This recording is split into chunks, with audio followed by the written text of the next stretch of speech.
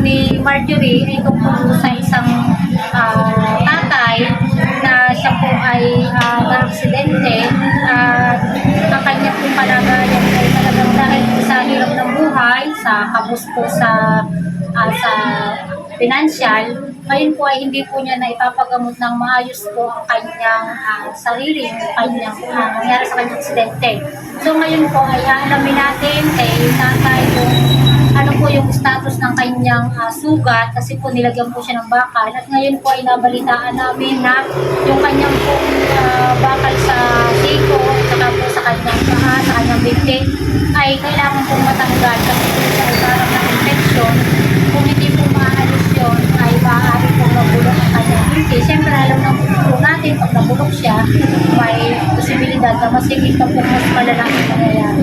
Kaya ngayon po ay si Kapesli po ay naririto sa kasalukuyang tinutuluyan po ni tatay at dito siya nagpapahinga pero ang bahay po niya ay hindi po talaga dito. Ngayon aalamin po ni Kapesli ang kalagayan at bakit siya na-accident. Hi! Magandang hapon! Ayan,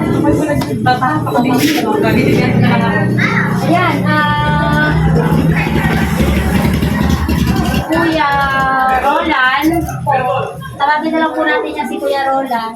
Ilan taon ka naman po? 26. So yan, kita niyo naman po si Kuya ay medyo ano po siya, kaya. Kasi ang pagkakaalam sa po dito kay Kuya Roland, siya po ay medyo maganda ang katawan. Ano nga Kuya ang iyong hanap buhay? Ikaw ay hindi pa construction. Meron ka ba bang bukod sa construction? Ano pa ang iyong hanap buhay? Wala. Pagugulay po.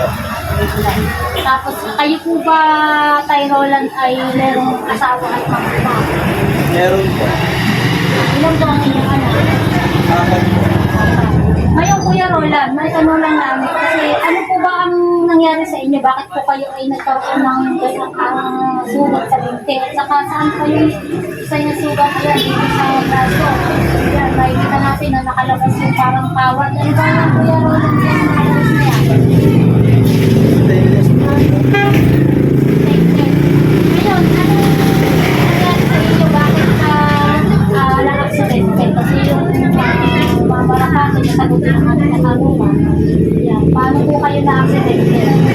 Ang araw po yun, April, napunta po ako sa airport sa Cavite. Gamit-gamit ng tricycle.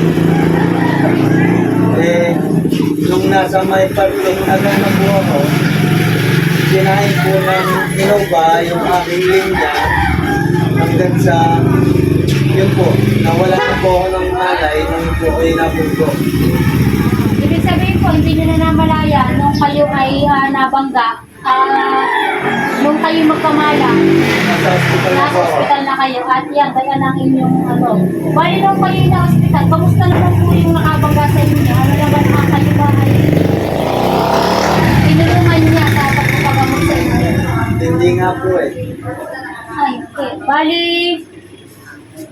nung kayo ay nasa pagamutan, paano niyo po paano po kayo nakasurvive sa mga gastusin, pamalit sa hospital, yung mga gamot, kasi kung hindi kayo pinulungan po, yung nakapagbasit po. Tulong na lang din po ng iba. Wala bang silang binigay na kahit na ano, kahit na kaunting tulungan lang, o ano, na binigay sa inyo, nakabangga? Meron naman po pang-CT scan lang hanggang sa tumagal-tagal, hanggang sa medyo may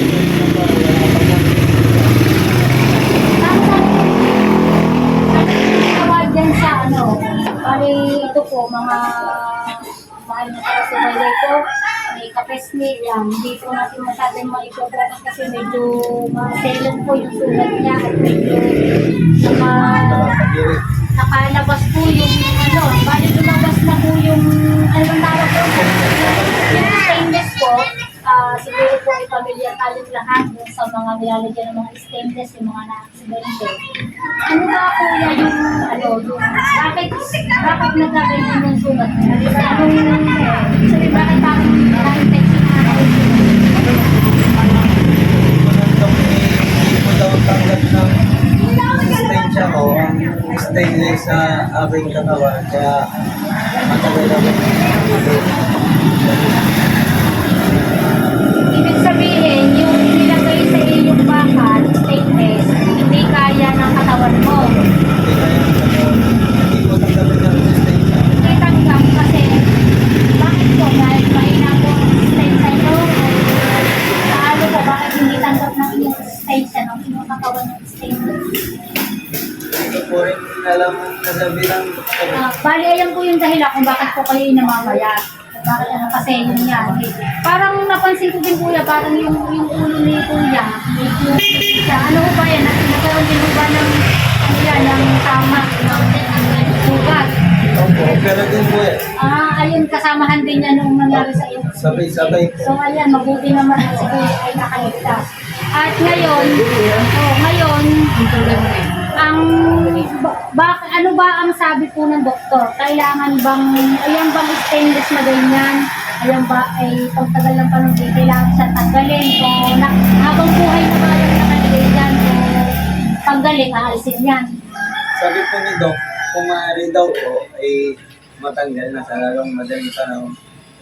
Parang ang ibig sabihin ba ng stainless, kunyari, ano ba yan, nabali yung buto. Doon po. Tapos, kaya may stainless, parang pagbubuktungin siya, parang siya yung magbubuo uli ng buto mo. Para po magkalaman. Oo, tapos ngayon, kailangan siya tanggalin. Tanggalin po, gawa po, bumuka na po yung stainless niya. Buo ka na. Ngayon, ang kailangan naman po sa tanggalin na, ang dahilan niyo naman po ngayon, kaya hindi matanggal, kasi wala po kayong pera. Napapatanggal. Tapos, ayun nga, hindi na rin nagagamit siguro ng maayos. Ano po, gawa nga ng kulang sa pinansyal. So, ayun po, ay, ano po ba ang inyong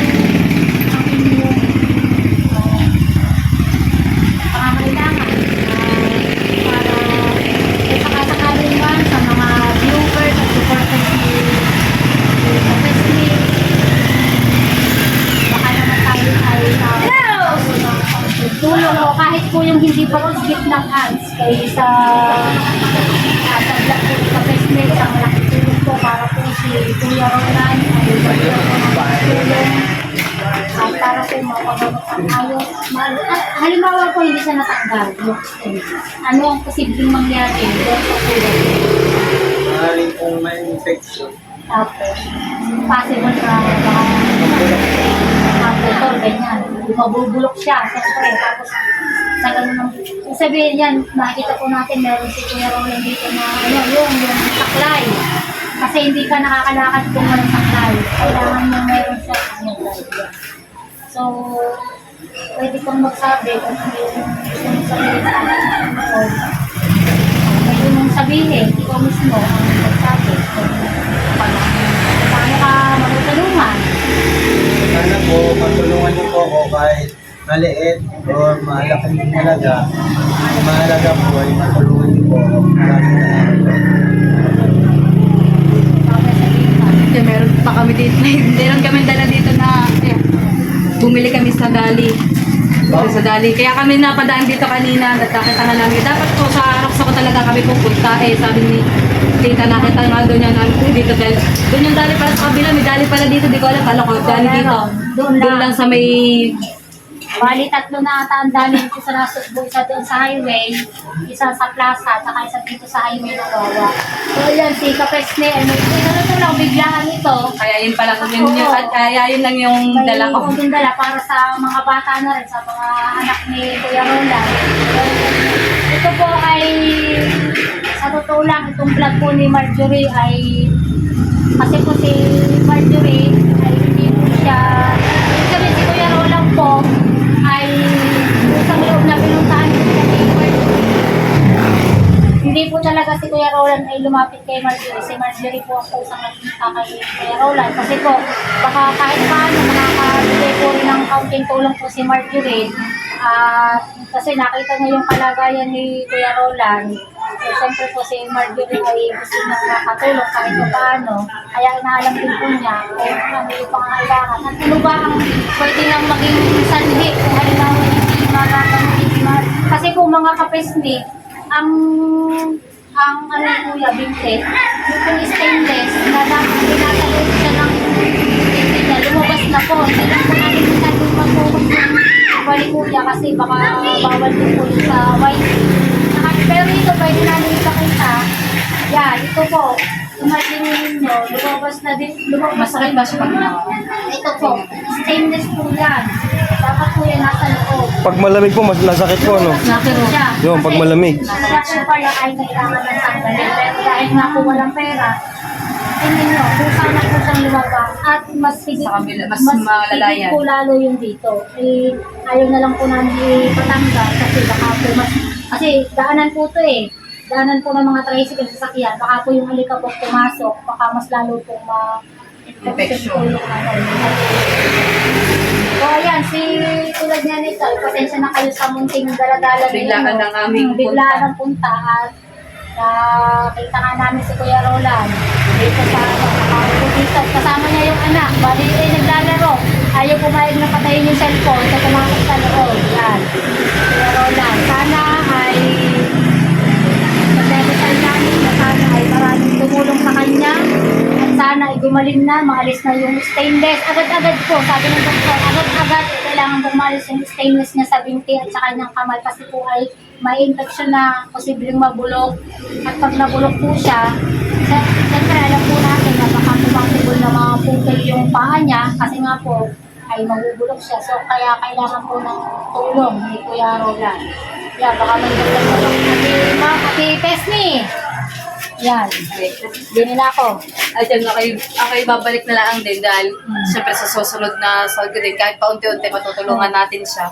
I-update. Pagaling po kayo at siyempre babalik tayo. Oh, Siyempre baka may para sa mabuting loob na tutulong sa atin. Siyempre ay nga sa kanya sa kalagayan niya at sana yun, matulungan niyo po si Kuya Roland sa kanya para makapaghanap buhay na sila. Tuwa ng kanilang mga anak. Apat na anak. Apat ang anak niya. Nag-aaral ay tatlo ata nag-aaral. Tatlo. Tapos ang asawa naman po niya, ayun, sa ngayon po ay nagtatrabaho.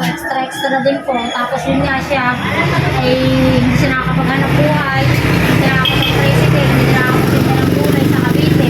Kaya kailangan po talagang matulungan na si Kuya Roland na maalis po yung stainless po sa kanyang binti.